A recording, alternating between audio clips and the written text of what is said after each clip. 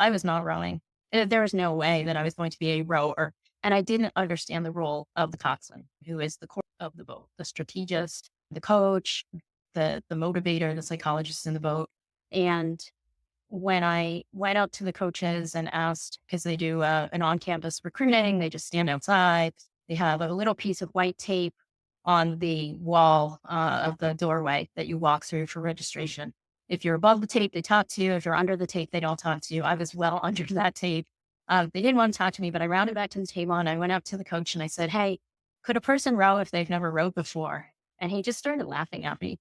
And that was it was really a humbling moment because here I was, somewhat of a pretender. I had a lot of doubts about whether I actually belonged on the prison campus. And the first person, adult that I'm interacting with is laughing at me. And that was not a good feeling. And I said to him, I just looked at him and I waited for him to stop laughing. And he said, "Honey, you're too small to row." And I was like, "Okay, all right, I'll see you later." And I start to walk away. He goes, "But you could have this other job because coxswains need to be small." And at that time, they needed to be less than 100 pounds. So I fit that perfectly.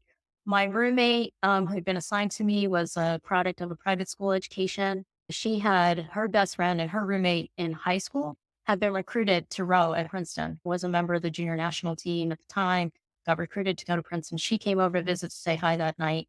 And she's, "Oh my God, you're tiny. You're perfect." She said, "You should row." So that's how I ended up becoming a student athlete at Princeton. And I wouldn't have had that opportunity